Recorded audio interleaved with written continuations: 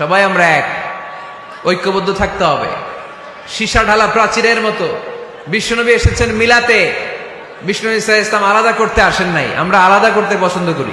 কোন দল করি ওইটা পরে, সবার আগে আমার পরিচয় আমি মুসলিম, আমি মুসলমান। এর চেয়ে কোনো বড় পরিচয় আমার নাই। চিল্লায় বলেন ঠিক কিনা? সবচেয়ে বড় পরিচয় আমি মুসলমান। হিন্দু বৌদ্ধ হইলেও আমরা ভাই ভাই, মানবতার দিক থেকে ভাই, আর আমরা হলাম ইমানি ভাই, ঠিক কিনা? দেখেন, যেখানে হিন্দু লোকটাও আমার ভাই, বৌদ্ধ লোকটাও আমার ভাই, খ্রিস্টানও আমার ভাই, সেখানে আমরা মুসলমানরা একসাথে এক টেবিলে বসতে পারি না। কিন্তু আমাদের নবী এক, আমাদের কোরআন এক, আমাদের কাবা এক, আমাদের মদিনা শরীফ এক। চিল্লায় বলেন ঠিক কিনা? সবাই আমরা এক, ঐক্যবদ্ধ থাকতে হবে। সীসা ঢালা প্রাচীরের মতো বিশ্বনবী এসেছেন মিলাতে, বিষ্ণু ঈসা ইসলাম আলাদা করতে আসেন নাই। আমরা আলাদা করতে পছন্দ করি, আছে না নাই? শুরুতেই জিজ্ঞেস করি, তুই কোন পীরের মুরিদ? কোন পীরের মুরিদ? কোন ইসলামিক দল করেন? বিএনপি না আওয়ামী লীগ, জামাত না জাতীয় পার্টি?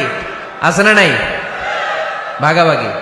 আল্লাহর হাবিব সাল্লাল্লাহু আলাইহি ওয়াসাল্লাম মানুষকে মানুষ হিসেবে মর্যাদা দিতেন।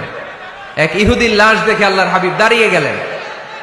সাহাবারা বললেন, ইন্নাহু ইয়াহুদি ইয়া রাসূলুল্লাহ। আপনি দাঁড়িয়ে গেলেন যে এটা তো ইহুদির লাশ, কার লাশ? আল্লাহর হাবিব সাল্লাল্লাহু আলাইহি ওয়াসাল্লাম বললেন, আওয়ালাইসাত নাফসান, এটা কি মানুষ না? হোক না ইহুদি, হোক না আস্তিক আর নাস্তিক, এটা তো মানুষ। আমি মানুষকে সম্মান করেছি। আওয়াজ করে পড়েন সুবহানাল্লাহ। আল্লাহ রাসূল সাল্লাল্লাহু আলাইহি ওয়াসাল্লাম মানুষকে মানুষ হিসেবে কনসিডার করতেন। আমরা আজকাল মানুষকে মানুষ হিসেবে কনসিডার করি না। আমার সবচেয়ে বড় পরিচয় আমি মুসলিম। কোন পীরের মুরিদ ওইটা পরে, কোন দল করি ওইটা পরে, সবার আগে আমার পরিচয় আমি মুসলিম, আমি মুসলমান। এর চেয়ে কোনো বড় পরিচয় আমার নাই। চিল্লায় বলেন ঠিক কিনা? সবচেয়ে বড় পরিচয় আমি মুসলমান। এজন্য আমরা যেন কাদা ছোড়াছুরি না করি, আমরা যেন ভাইয়ে ভাইয়ে মিলে থাকতে পারি। আল্লাহ তুমি তৌফিক দান করো।